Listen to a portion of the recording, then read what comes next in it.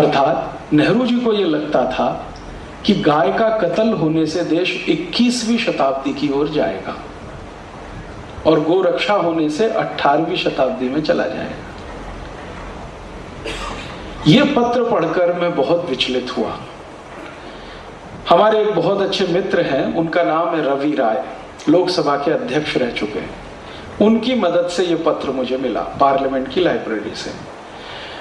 अब मैं तो कोई एमपी नहीं हूं, पार्लियामेंट में जा नहीं सकता, लाइब्रेरी में भी नहीं जा सकता, लेकिन एक दिन रवि राय जी को मैंने कहा कि आप निकलवा दीजिए, मुझे जरा पढ़ना है, ये इसकी फोटोकॉपी भी रखनी है, कभी भविष्य में काम आए, और वो फाइल भी देखनी है जिसपे नेहरू जी का नोट है। तो उन्होंने बेचारे ने बड़ी मदद की और ये सब निकलवा दिया। ये पढ़ के मैं बहुत परेशान हूं और मैंने ये जानने की कोशिश की कि आखिर नेहरू जी के जीवन में वो कौन सी बात थी जिसके कारण वो गोहत्या को चालू रखना चाहते थे। पत्र में वो लिख रहे हैं कि इससे विदेशी मुद्रा मिलती है। तो क्या सिर्फ विदेशी मुद्रा ही एक बड़ा प्रश्न था या इसके पीछे भी कुछ और था? मेरा एक व्यक्तिगत मानना है, वो गलत भी हो सकता है, कि व्यक्ति अपने सार्वजनिक जीवन में जो कुछ भी करता है उसकी जड़ उसके निजी जीवन में जरूर होती है। वो भारत का प्रधानमंत्री हो, राष्ट्रपति हो, देश के किसी संवैधानिक पद पर बैठा हुआ हो, या कोई संत हो, महंत हो, साधु हो, प्रोफेसर हो, इंजीनियर हो, डॉक्टर हो, या साधारण किसान हो, मजदूर हो, कोई भी व्यक्ति हो, अगर वो सार्वजनिक जीवन में कुछ कर रहा है तो उसकी जड़ें उसके निजी जीवन में जरूर होती हैं। पब्लिक लाइफ में व्यक्ति जिस तरह से व्यवहार करता है उसका रिफ्लेक्शन उसके प्राइवेट लाइफ से निकलता है। माने नेहरू जी की प्राइवेट लाइफ में क्या था जो गाय की हत्या के लिए वो इतने परेशान, और इसके लिए मैंने बहुत प्रयास किया। उनके निजी जीवन के बारे में, प्राइवेट लाइफ के बारे में बहुत दस्तावेज मैंने इकट्ठे किए, कम से कम 500 से ज्यादा अभी मेरे पास है। तो पता चला कि नेहरू जी स्वयं गाय का मांस खाते थे।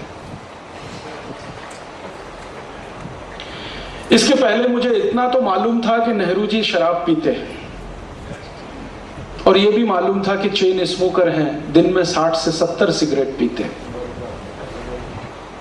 और भी बहुत कुछ मालूम था उनके चरित्र के बारे में। लेकिन ये पहली बार पता चला कि वो गाय का मांस भी खाते हैं, और उनके गाय के मांस के भोजन को बनाकर तैयार करके लंच के रूप में भिजवाने का काम दिल्ली का वो होटल करता रहा जहां अभी थोड़े दिन पहले जॉर्ज बुश रुका। और नेहरू जी का एक लंच का खर्चा उस जमाने में 13,000 रुपए होता था, जिस पर भारत के एक समाजवादी नेता ने बड़ी कड़क टिप्पणी की थी, राम मनोहर लोहिया। उन्होंने संसद में एक दिन बहुत जोरदार भाषण दिया था कि नेहरू, तुम्हारा एक समय का भोजन का खर्च 13,000 रुपए है, और भारत के 14 करोड़ लोगों को 2 समय खाने को रोटी नहीं, तुमको शर्म नहीं आती? उस जमाने में संसद में लोहिया जी एक व्यक्ति थे जो नेहरू जी को इस तरह से बोल पाते थे। बाकी तो सब नेहरू के आगे पीछे दुम हिला के घूमते रहते थे। तो जब ये दस्तावेज मिल गए तो मैं समझ गया कि नेहरू जी के मन में गाय के प्रति जो प्रेम था वो दिखावे का था, गांधी जी को प्रभावित करने के लिए था, और भारत का प्रधानमंत्री बनने के लिए था। एक बार प्रधानमंत्री बन गए, अब तो कोई कष्ट नहीं है, कोई रोकने वाला नहीं, कोई टोकने वाला नहीं, और सरदार पटेल की मृत्यु के बाद तो कोई नहीं उनके सामने चुनौती देने वाला। तो उनका असली रूप पूरे देश के सामने आया। और ये जितनी बातें मैंने आपसे कही हैं, ये सब भारत की लोकसभा के रिकॉर्ड्स पर मौजूद हैं। कभी इतिहास लिखा जाए तो ये सब उसमें आ जाए। तो हम समझ सकते हैं कि नेहरू जी से कोई अपेक्षा नहीं कि वो गाय की रक्षा करने के लिए कुछ करें।